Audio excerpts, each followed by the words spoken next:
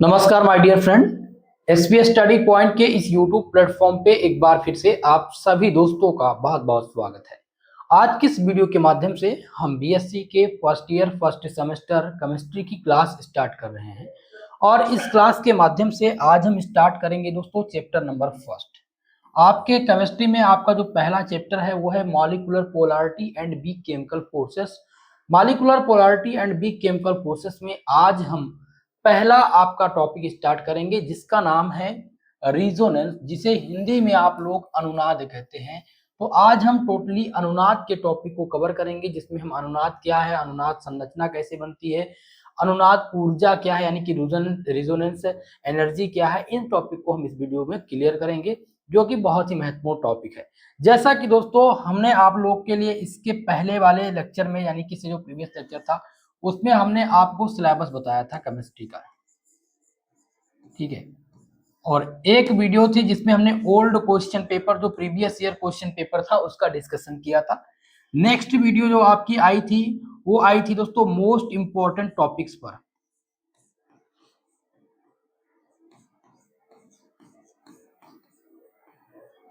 अगर आप लोगों ने ये 3 लेक्चर नहीं देखा है तो आप प्लेलिस्ट में चले जाइए। प्लेलिस्ट में जाएंगे तो आपको ये तीनों लेक्चर मिल जाएंगे, केमिस्ट्री के ही हैं, ठीक है। बाकी जूलॉजी की भी क्लास मैंने स्टार्ट कर रखी है जिनमें हमने 4-5 लेक्चर को डिस्कस कर दिया है। आप जूलॉजी का भी लेक्चर ले सकते हैं। बॉटनी की क्लास भी आज ही स्टार्ट होगी शाम को। ये आपकी क्लास जो आएगी 8 बजे आएगी, बाकी जो क्लास आएंगी वो रात 9 बजे से आएगी, ठीक है। तो आपको ये अगर ये 3 लेक्चर आप देख लेंगे तो ये जो टॉपिक मैं पढ़ाने जा रहा हूँ ये आपका क्लियर हो जाएगा कि ये जो टॉपिक है ये इंपॉर्टेंट है और ये आपके एग्जाम के लिए बहुत ही महत्वपूर्ण है। फिलहाल हम आज देखेंगे रिजोनेंस के टॉपिक को, और पहला आपका जो है वो है रिजोनेंस। सबसे पहले हम समझते हैं कि अनुनाद क्या है। ये अनुनाद का घटना है क्या आखिर में। देखिए अनुनाद क्या है दोस्तों, इसको समझने के लिए हमें एक स्ट्रक्चर के माध्यम से समझना होगा। मैं सबसे पहले स्ट्रक्चर आपको बना दे रहा हूँ, ठीक है। ये बेंजीन का मैं स्ट्रक्चर बना रहा हूं, अगर आपको पता होगा तो बता दें। ये है बेंजीन का स्ट्रक्चर, ठीक है। अब ये एक संरचना है। अब ये इस संरचना के सभी गुण हम एक स्ट्रक्चर के माध्यम से नहीं समझ सकते। यानी कि हो सकता है इसमें इलेक्ट्रॉन का डीलोकलाइजेशन हो रहा हो, तो इलेक्ट्रॉन का डीलोकलाइजेशन होगा तो हम क्या करेंगे कि एक स्ट्रक्चर इसका और बना देंगे। हम एक स्ट्रक्चर इसका बनाएंगे किस माध्यम से, हमने यहाँ पर डबल बॉन्ड कहाँ पर लगाए थे, हमने डबल बॉन्ड यहाँ पर हम इसका डबल बॉन्ड यहाँ पर लगा दे रहे हैं, इसको इस तरह से बना दे रहे हैं। तो कहने का मतलब यह है कि हम एक ही स्ट्रक्चर को कई फॉर्म में रिप्रेजेंट करते हैं, और किस लिए करते हैं कि इसके जो सभी गुण हैं वो प्रदर्शित हो सके, और इसी की घटना को हम रिजोनेंस कहते हैं। एक सिंपल भाषा में आप समझेंगे कि जैसे आप किसी भी बुक स्टॉल पर जाते हैं, कोई भी किताब लेते हैं, एक आपने बुक लिया तो बुक को क्या करते हैं आप उलट पुलट के देखते हैं, पूरे पेजेस को चेक करते हैं, सिलेबस को चेक करते हैं कि कहीं कोई कमी तो नहीं है। तो इसी प्रकार से हम किसी भी मॉलिक्यूल या कंपाउंड की, कोई भी कंपाउंड या मॉलिक्यूल हो, उसके कई स्ट्रक्चर को प्रदर्शित करते हैं, कई फॉर्म में इसको लिखते हैं। और इसलिए लिखते हैं कि इनके एक ही स्ट्रक्चर के माध्यम से हो सकता है कि आपका जो आपने बुक खरीदा है, मान लिया आप बुक ले रहे थे, आपने बुक खरीदा है, आपने ले लिया, आपने चेक नहीं किया, केवल बुक का फॉर्मेट देखा, आपने ले लिया, चेक नहीं किया कि ये आपके सिलेबस के अकॉर्डिंग है कि नहीं। अब आप जब घर आते हैं तो आपको पता चलता है कि ये सिलेबस हमारा है ही नहीं। तो आप वहीं पर कई फॉर्म में आप बुक को देखेंगे, उसके सिलेबस को देखेंगे, उसके सभी यूनिट को चेक करेंगे। तो इन्हीं को क्या कहते हैं, इसी पूरी घटना को इसी कार्यक्रम के रूप में हम केमिकल स्ट्रक्चर को भी देखेंगे, रिजोनेंस को भी देखेंगे, ठीक है। तो हम आपको बता रहे थे कि जब कोई भी एक स्ट्रक्चर, ठीक है, मान लिया ये बेंजीन है जिसका फॉर्मूला था C6H6। अब इसका हमने कहा कि रेजोनेटिंग स्ट्रक्चर बनाइए। तो रेजोनेटिंग स्ट्रक्चर आप बनाएंगे, आपने कहा कि भैया ये एक स्ट्रक्चर है, ये इस प्रकार से, ठीक है, ये बेंजीन है। हमने कहा नहीं भाई, ये इसमें हमें समझ में नहीं आ रहा, इसमें हमें लगता है कि इसमें पाई बॉन्ड कहाँ है, डबल बॉन्ड कहाँ लगा है, सिग्मा बॉन्ड कहाँ है, और इलेक्ट्रॉन का निरूपण कैसे हो रहा है, हमें नहीं पता चला। हमने कहा इसका एक अलग स्ट्रक्चर बनाते हैं दूसरी तरह से, लेकिन इसमें भी इसके बनाने के भी कई नियम हैं, इसके नियम हैं। ऐसा नहीं कि आप किसी भी स्ट्रक्चर को बना दें, आपको यहाँ पर देखना पड़ेगा कि पाई बॉन्ड कहाँ है, सिग्मा बॉन्ड कहाँ है, इलेक्ट्रॉन स्थिर रहेगा कि नहीं रहेगा, चार्जेस घटे बढ़ेंगे कि नहीं बढ़ेंगे, ये सब देखना पड़ेगा। लेकिन हमने ये देखा, हमने इसको क्या किया कि इस फॉर्म में भी बना दिया। ये भी बेंजीन का एक स्ट्रक्चर है। तो कहने का मतलब है, इसको आप इस तरह से लिख करके, दोनों का सेम फार्मूला, दोनों का सेम है, लेकिन इसमें इलेक्ट्रॉन का आदान प्रदान नहीं हो रहा, इलेक्ट्रॉन इसमें स्थिर है, इसमें केमिकल फॉर्म ट्रांसफर हो रहे हैं, डीलोकलाइजेशन हो रहा है। इसी डीलोकलाइजेशन को समझने के लिए हम अनुनाद की घटना को आज यहाँ पर समझेंगे। चलिए हम देखते हैं अनुनाद क्या है। देखिए, in chemistry resonance also called mesomerism, यानी कि रसायन विज्ञान में जो रिजोनेंस है उसको हम क्या बोलते हैं, मेसोमेरिज्म भी बोलते हैं। अब मेसोमेरिज्म कह लीजिए या रिजोनेंस कह लीजिए, दोनों का मतलब सेम है, केवल शब्द का अंतर है। ठीक है, अगर आपसे कोई पूछे कि व्हाट इज मेसोमेरिज्म, तो आप क्या बताएंगे कि मेसोमेरिज्म जो है वो अनुनाद है। अनुनाद कह लीजिए या मेसोमेरिज्म कह लीजिए, दोनों में केवल शब्द का अंतर है, मतलब दोनों का सेम है। जो रेजोनेंस करता है वही मेसोमेरिज्म करता है। यानी कि रेजोनेंस को हम दो फॉर्म में देख सकते हैं, एक मेसोमेरिज्म फॉर्म में, एक रेजोनेंस फॉर्म में। आशा करता हूं ये चीज आपके समझ में आ गई होगी। ठीक है, पहला टॉपिक आपके समझ में आ गया कि in chemistry resonance also called mesomerism. Okay, चलिए अब देखते हैं कि रेजोनेंस वह फेनोमेना है जिसमें एक ही कंपाउंड कई स्ट्रक्चर की हेल्प से रिप्रेजेंट करते हैं, उनको रेजोनेंस कहा जाता है। हमने क्या बताया आपको कि रेजोनेंस वह है जिसमें कई स्ट्रक्चर, कई भी वह फेनोमेना जिसमें रियल स्ट्रक्चर मॉलिक्यूल एक सिंगल लुईस स्ट्रक्चर के माध्यम से रिप्रेजेंट नहीं किया जा सकता, उसके कई फॉर्म स्ट्रक्चर बनाए जाते हैं, उसी को क्या बोलते हैं, रेजोनेंस बोलते हैं। तो एक बार पुनः इस चीज को समझेंगे कि रेजोनेंस वह फेनोमेना है जिसमें एक ही कंपाउंड की, मान लिया ये एक कंपाउंड है, ठीक है, ये एक हमने कंपाउंड बना दिया है, ठीक, एक कंपाउंड बना दिया, इसके कई स्ट्रक्चर की हेल्प से रिप्रेजेंट करते हैं, कई स्ट्रक्चर, हमने एक और स्ट्रक्चर इसका बना दिया, हमने इसका एक और स्ट्रक्चर बना दिया, ठीक है, ये एक और स्ट्रक्चर बन गया। हमने एक कहा कि नहीं, इसको एक और स्ट्रक्चर के माध्यम से प्रदर्शित करते हैं, तो हमने क्या किया कि इसका एक इस तरह से स्ट्रक्चर बना दिया। तो इसी को कहते हैं, कई स्ट्रक्चर की हेल्प से रिप्रेजेंट करते हैं, और इस पूरी घटना को क्या कहते हैं, रिजोनेंस कहते हैं। इसकी आवश्यकता क्यों पड़ी? इसकी आवश्यकता इसलिए पड़ी क्योंकि हम किसी भी मॉलिक्यूल या कंपाउंड के सभी गुण को एक सिंगल लुईस डॉट स्ट्रक्चर के माध्यम से प्रदर्शित नहीं कर सकते, इसीलिए उनके गुणों की व्याख्या को समझने के लिए हमें कई स्ट्रक्चर बनाना पड़ता है, और इसी पूरी घटना को हम रेजोनेंस कहते हैं। आशा करता हूं कि यह जानकारी आपके समझ में आई होगी। I hope. अब डेफिनेशन को देखते हैं कि इसकी डेफिनेशन क्या है, डेफिनेशन को समझेंगे। ठीक है, डेफिनेशन इंग्लिश में कैसे आप लिखेंगे, तो resonance structure are set of Lewis structure that describe the delocalization of electrons in a polyatomic ion or molecule are called resonance। यानी कि अनुनाद संरचनाएं लुईस संरचनाओं का एक समूह होती है जो एक बहुपरमाणुक आयन या अणु में इलेक्ट्रॉनों के विस्थापन का वर्णन करती है, इसी को हम रिजोनेंस कहते हैं। ओके, चलिए आगे देखते हैं नेक्स्ट टॉपिक। ठीक है, in many case a single Lewis structure fails to explain the bonding in molecule polyatomic ion due to the presence of partial charge and fractional bond in it.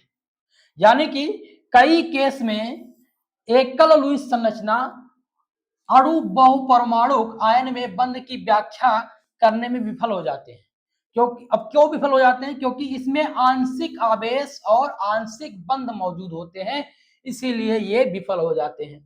हमने आपको बताया था कि जैसे कि कोई स्ट्रक्चर हम बना रहे हैं, मान लिया कि आपने दिया NH3, हमने कहा NH3, अब इसका स्ट्रक्चर बनाइए, तो हमने यहाँ पर N को स्थिर किया, H के कितने H, ठीक, ये NH3 है। अब इसमें हम क्या करेंगे, इसको लुईस डॉट स्ट्रक्चर के माध्यम से जब बनाएंगे तो आपके समझ में आएगा। अब इसकी स्ट्रक्चर को हम किसी और तरीके से भी बना सकते हैं, इसमें हम सिंगल बॉन्ड, पाई बॉन्ड के माध्यम से, डबल बॉन्ड और सिंगल बॉन्ड के माध्यम से बना सकते हैं।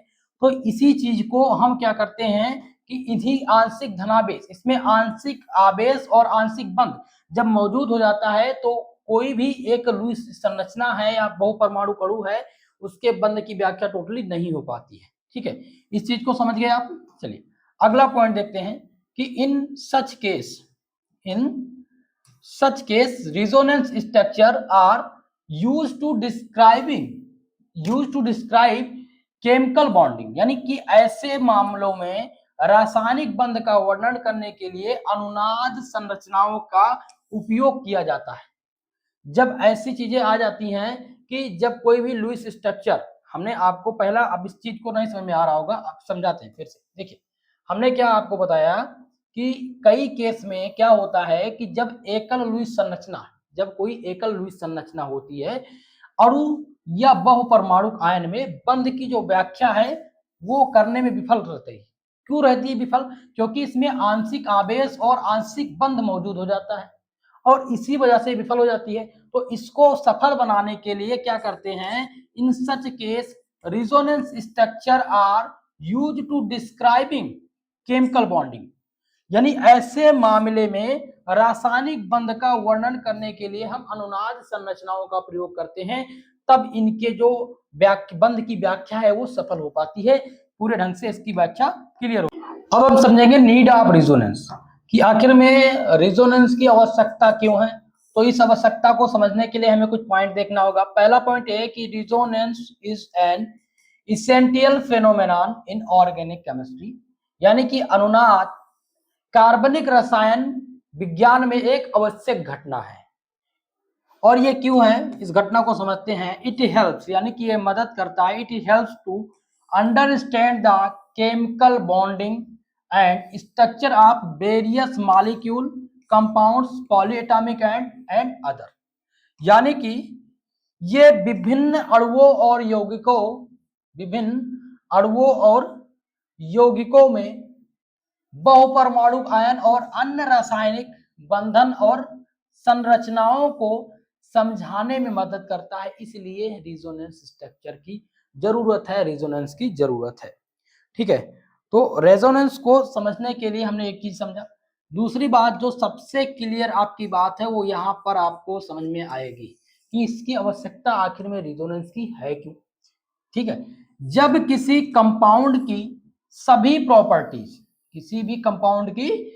प्रॉपर्टीज को एक सिंगल स्ट्रक्चर की हेल्प से एक्सप्लेन नहीं कर पाते, यानी कि कोई भी एक कंपाउंड है जिसका एक क्या है, स्ट्रक्चर है, लेकिन हम उसके सभी गुणों को एक सिंगल स्ट्रक्चर के माध्यम से प्रदर्शित नहीं कर पाते हैं, इसीलिए कई स्ट्रक्चर की हेल्प से रिप्रेजेंट करते हैं। इन स्ट्रक्चर को क्या बोला जाता है, रेजोनेटिंग स्ट्रक्चर और कैनिकल स्ट्रक्चर बोला जाता है।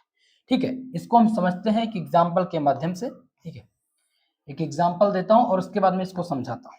देखिए हमने क्या किया कि एक ले लिया स्ट्रक्चर, यहां पर कार्बन,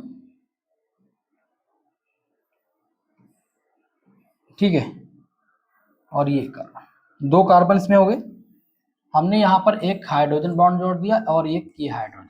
ठीक है, अब यहाँ पर क्या किया कि हमने एक हाइड्रोजन और ऐड किया, क्योंकि जो बेंजीन, ये बेंजीन का है, इसका फॉर्मूला होता है C6H6 होता है।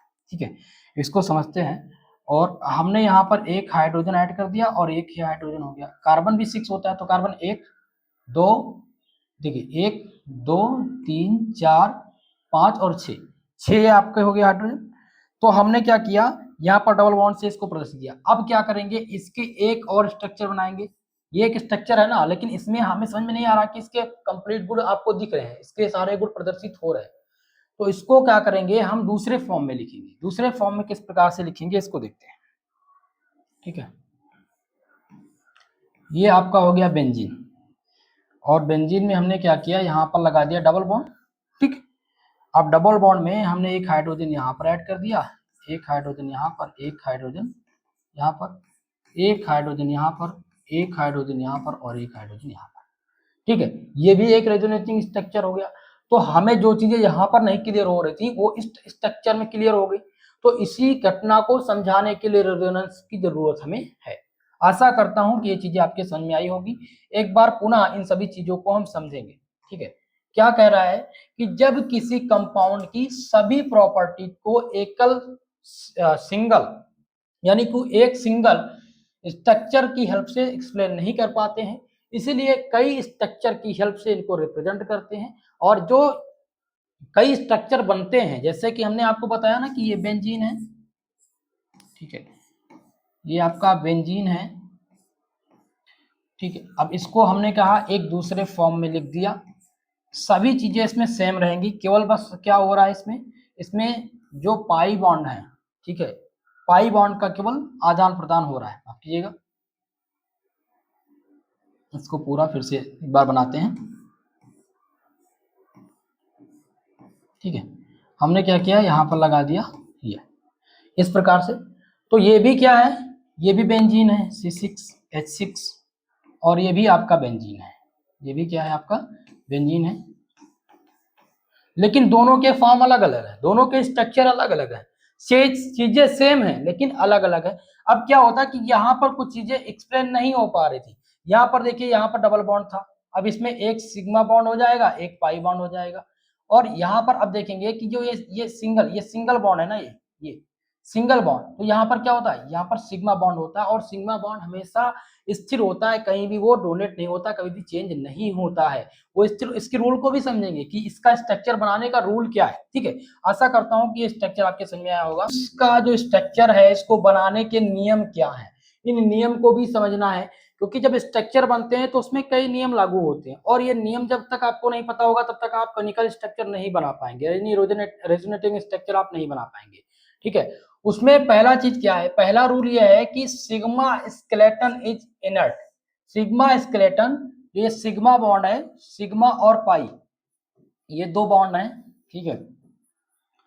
और ये दोनों बॉन्ड प्रेजेंट होते हैं कहां पर, किसी भी कंपाउंड और किसी भी एटम में, किसी भी कंपाउंड और किसी भी मॉलिक्यूल में ये दोनों बॉन्ड प्रेजेंट होते हैं। तो इसमें पहला नियम ये कह रहा है कि जब आप केमिकल स्ट्रक्चर बना रहे हो तो उस स्ट्रक्चर में जो सिग्मा बॉन्ड है वो इनर्ट रहेगा, यानी पोजीशन नहीं चेंज करेगा, वो उसी पोजीशन पे रहेगा वो हमेशा, ठीक है। दूसरा नियम ये है कि जब कोई भी एटम अपने प्लेस को चेंज नहीं करता है, इनमें कोई भी एटम अपना स्थान चेंज नहीं करेगा, जिस स्थान पे वो एटम है वो उसी स्थान पे रहेगा, ये दूसरा नियम इसका है। तीसरा नियम यह है कि कंपाउंड का टोटल चार्ज भी चेंज नहीं होता, जो कंपाउंड है उसका टोटल चार्ज जो है वो चेंज नहीं होगा, वो वही सेम रहेगा। चौथा रूल यह है कि पाई बॉन्ड, ये दिया गया, पाई बॉन्ड के इलेक्ट्रॉन्स और lone pairs of electron oscillate कर सकते हैं, जैसा कि हमने आपको स्ट्रक्चर के माध्यम से बताया था अभी थोड़ी देर पहले कि जो पाई बॉन्ड है वो क्या करेगा, पाई बॉन्ड और लोन पेयर ऑफ इलेक्ट्रॉन जो रहेंगे वो क्या करेंगे, वो ऑक्सीलेट करेंगे, वो डीलोकलाइज करेंगे। जैसे कि हम एक स्ट्रक्चर यहाँ पर ले लेते हैं, ये आपका एक स्ट्रक्चर है, ठीक है, ये बेंजीन का हमने स्ट्रक्चर बना दिया ये, ठीक है। अब क्या करते हैं कि इसका एक हम और बनाते हैं स्ट्रक्चर। अब इस स्ट्रक्चर के माध्यम से हम समझेंगे, यहाँ पर हमने लगा दिया, ये हो गया आपका बेंजीन। अब एक स्ट्रक्चर और बनाते हैं तो आपके और क्लियर तरीके से समझ में आएगा। हमने क्या किया कि यहाँ पर एक स्ट्रक्चर बना दिया ये, ठीक, और यहाँ पर हमने क्या किया कि इस चीज को यहाँ पर लगा दिया, इस चीज को यहाँ पर कर दिया और इस चीज को यहाँ पर कर दिया। अब इसमें देखिएगा ये जो है डबल बॉन्ड, इसमें क्या है, ये डबल बॉन्ड है, और इस चीज को समझने के लिए देखेंगे यहाँ पर एक सिग्मा और एक पाई बॉन्ड है, ये केवल और केवल सिग्मा बॉन्ड है। यहाँ पर एक सिग्मा और एक पाई बॉन्ड है, यहाँ पर केवल और केवल सिग्मा बॉन्ड है। ये डबल बॉन्ड है ना, तो इसमें एक पाई बॉन्ड हो जाएगा, एक सिग्मा बॉन्ड हो जाएगा। तो यहाँ पर क्या देख रहे हैं कि ये जो पाई बॉन्ड है, ये क्या कर रहा है, ये जो पाई बॉन्ड, ये वाला, ये पाई बॉन्ड, ये क्या कर रहा है कि ये ऑसिलेट कर रहा है। जैसे कि हमने पाई बॉन्ड यहाँ पर देखिए, यहाँ पर पाई बॉन्ड लगाया था ना, ये ऑसिलेट करके कहाँ पर आ गया, यहाँ पर आ गया, लेकिन स्ट्रक्चर सेम है। तो लोन पेयर इलेक्ट्रॉन और पाई बॉन्ड ये दोनों क्या करेंगे, ऑसिलेट करेंगे, यानी कि पोजीशन को चेंज कर सकते हैं, लेकिन सिग्मा बॉन्ड इसमें चेंज पोजीशन नहीं कर सकता। तो ये चार प्रमुख रूल हैं। पहला रूल ये कहता है कि यहाँ पर सिग्मा स्केलेटन इनर्ट रहता है। दूसरा रूल ये कहता है भाई कि कोई भी एटम अपने प्लेस को चेंज नहीं करता है। तीसरा रूल ये है कि कंपाउंड का टोटल चार्ज भी चेंज नहीं होता है। और चौथा रूल ये है कि पाई बॉन्ड के इलेक्ट्रॉन्स और जो लोन पेयर्स ऑफ इलेक्ट्रॉन है वो ऑसिलेट कर सकते हैं। ठीक है, ये चार नियम हैं कॉनिकल स्ट्रक्चर या रेजोनेटिंग स्ट्रक्चर को बनाने के लिए, जो आपको बहुत ज्यादा हेल्प करेंगे। इतनी चीज समझ में आ गई। अब चलते हैं अगले पॉइंट पर। जो आपका नेक्स्ट टॉपिक है वो है रेजोनेंस एनर्जी, इसे कहते हैं अनुनाद ऊर्जा। तो अनुनाद ऊर्जा बहुत ही महत्वपूर्ण है, क्योंकि ये आपके वेरी शॉर्ट टाइप में प्रश्न आता है। 3 नंबर के लिए आता है कि what is resonance energy, resonance energy क्या होता है। तो चलिए भाई समझते हैं रेजोनेंस एनर्जी को। और रेजोनेंस एनर्जी का डेफिनेशन सबसे पहले देखेंगे। डेफिनेशन क्या कहता है, तो रेजोनेंस एनर्जी वो एक्स्ट्रा स्टेबिलिटी है जो किसी मॉलिक्यूल को रेजोनेंस स्ट्रक्चर की वजह से मिलती है। ठीक है, यानी कि जब कोई मॉलिक्यूल एक से ज्यादा लुईस स्ट्रक्चर से रिप्रेजेंट हो सकता है, तो उसका जो एक्चुअल स्ट्रक्चर है वो उन सभी का हाइब्रिड होता है और ज्यादा स्टेबल होता है। और इस पूरी घटना को हम क्या कहते हैं, रेजोनेंस एनर्जी बोलते हैं। क्या बोलते हैं, रेजोनेंस एनर्जी। चलिए आगे और अच्छे से हम इस चीजों को यहाँ पर समझेंगे। ठीक है, देखिए एक बार पुनः इस चीजों को समझाने का प्रयास करेंगे आप सबको, रेजोनेंस एनर्जी को। ठीक है, यहाँ पर ये कह रहा है कि रेजोनेंस एनर्जी वो एक्स्ट्रा स्टेबिलिटी है जो किसी भी मॉलिक्यूल को रेजोनेंस स्ट्रक्चर की वजह से मिलती है। जब रेजोनेंस स्ट्रक्चर बनता है तब उसकी एनर्जी को यानी रेजोनेंस एनर्जी मिलती है, प्राप्त होती है। यानी कि जब कोई मॉलिक्यूल एक से ज्यादा लुईस स्ट्रक्चर से रिप्रेजेंट हो रहे हो, कोई भी मॉलिक्यूल, जैसे हमने भी बेंजीन को समझाया कि जब एक से ज्यादा जो है, मान लिया कि ये आपका बेंजीन है, ठीक है, हमने एक स्ट्रक्चर बना दिया, ये हमने डबल दूसरा स्ट्रक्चर बनाया, सभी बेंजीन ही है लेकिन अलग अलग स्ट्रक्चर है इसके, हमने एक और स्ट्रक्चर बना दिया। ठीक है, यहाँ पर हमने इस स्ट्रक्चर के माध्यम से यहाँ पर हमने एक और स्ट्रक्चर बना दिया बेंजीन का। तो इसी प्रकार से जब हम बेंजीन का अलग अलग एक से अधिक स्ट्रक्चर या रेजोनेटिंग स्ट्रक्चर बनाते जाएंगे तो इसकी स्टेबिलिटी क्या हो जाएगी, लो होती चली जाएगी। ठीक है, इसकी स्टेबिलिटी लो होती जाती है। तो इसी का कहना यह है कि जब एक से ज्यादा लुईस स्ट्रक्चर से रिप्रेजेंट हो सकता है तो उसका एक्चुअल स्ट्रक्चर उन सभी का हाइब्रिड होता है और ज्यादा स्टेबल हो जाता है। इस पूरे घटना को हम क्या कहते हैं, रेजोनेंस एनर्जी कहते हैं। आशा करता हूँ चीजें आपको समझ में आई होगी। तो हम समझेंगे फॉर्मूला टाइप्स आइडिया, यानी कि जो रेजोनेंस एनर्जी है उसके फॉर्मूलास के हैं। तो resonance energy equal to energy of most stable canonical structure minus energy of actual molecule.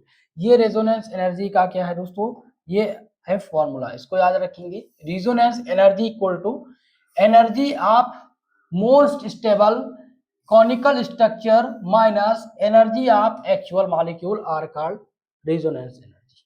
ये इसका स्ट्रक्चर है। इसके कुछ मेन पॉइंट्स हैं रेजोनेंस एनर्जी के, उसको हम देख लेते हैं। ठीक है, इसमें पहला पॉइंट क्या दिया गया है देखिएगा। फर्स्ट पॉइंट इसमें है कि रेजोनेंस पॉसिबल है जब इलेक्ट्रॉन का डीलोकलाइजेशन हो। दूसरा यह है कि एक्चुअल मॉलिक्यूल का energy level lower more stable होता है, यानी कि एनर्जी लेवल जो होता है वो मोर स्टेबल होता है। और तीसरा पॉइंट ये है कि रेजोनेंस एनर्जी हमेशा पॉजिटिव होती है। ये 3 मेन फैक्ट से जो है रेजोनेंस एनर्जी के। पहला फैक्ट ये कहता है कि जो रेजोनेंस एनर्जी है या रेजोनेंस है ये पॉसिबल है जब इलेक्ट्रॉन का डीलोकलाइजेशन हो। दूसरा कहता है कि एक्चुअल मॉलिक्यूल का एनर्जी लेवल लोअर होगा जब मोर स्टेबल होता है। ठीक है, एक्चुअल मॉलिक्यूल का एनर्जी लेवल लोअर यानी कि मोर स्टेबल होता है। रेजोनेंस एनर्जी हमेशा क्या होती है, पॉजिटिव होती है। तो दोस्तों हमने आज रेजोनेंस एनर्जी को अच्छे से कवर कर लिया है। नेक्स्ट वीडियो में हम देखने वाले हैं फॉर्मल चार्ज को, फॉर्मल चार्ज कैसे निकालते हैं, यानी औपचारिक आवेश, जो आपका सेकंड टॉपिक है। ठीक है, तो दोस्तों आज की इस वीडियो में हमने आपको सारी चीजें समझा दी हैं। इसके पीडीएफ नोट्स के लिए आप लोग को टेलीग्राम चैनल ज्वाइन करना होगा। जिनको भी भाई पीडीएफ चाहिए वो टेलीग्राम से जुड़ जाइए। ठीक है, और टेलीग्राम पर अगर नहीं जुड़ पा रहे हैं, लिंक डिस्क्रिप्शन बॉक्स में है। अगर नहीं ओपन हो रहा तो टेलीग्राम पर जाएंगे और टेलीग्राम पर क्या सर्च करेंगे, SP study point, SP study point आप सर्च करेंगे तो वहां पर आपको हमारा ये चैनल दिखाई देगा, जिसके माध्यम से आप इस पीडीएफ को प्राप्त कर सकते हैं। ठीक है दोस्तों, तो आशा करता हूं कि आप सब इस जानकारी से सहमत होंगे और वीडियो को लाइक शेयर कर दीजिएगा। जितने भी छात्र छात्राएं हमारे साथ जुड़ रहे हैं, नए हैं, अभी आप बीएससी में एडमिशन लिए हैं, तो बीएससी की सभी सब्जेक्ट की तैयारी मैं आप लोगों को कराऊंगा। हाल ही में मेरा एक्सीडेंट हुआ था, जैसा कि मैंने बताया। अभी मेरा ये जो लेफ्ट हैंड है ये अभी उठ नहीं पाता है। अभी अपने जो है उसमें जो बैग लगाना पड़ता है। ठीक है, अभी कॉलर बोन यहाँ पर ये जो है अंदर बेल्ट लगी हुई है, तो इस वजह से मैं क्लास रेगुलर नहीं ले पा रहा हूँ बोर्ड पर। लेकिन आप सबकी बहुत सारे रिक्वायरमेंट थे कि बोर्ड पर क्लास लाइए, तो आज मैंने प्रयास किया है। जो भी आपको इसमें कोई भी कमी होगी, कोई त्रुटि होगी, तो आप लोग बताने का प्रयास कीजिएगा। बाकी दोस्तों मैं आप सबसे वादा करता हूं कि नेक्स्ट वीडियो में आप सबको और क्लियर ढंग से और अच्छे ढंग से मैं सारी चीजें देने का प्रयास करूंगा। आप सभी लोग वीडियो को लाइक शेयर जरूर कर दीजिएगा। ओके, तो आज के लिए बस इतना ही, मिलते हैं किसी नेक्स्ट वीडियो में। तब तक के लिए जय हिंद, जय भारत।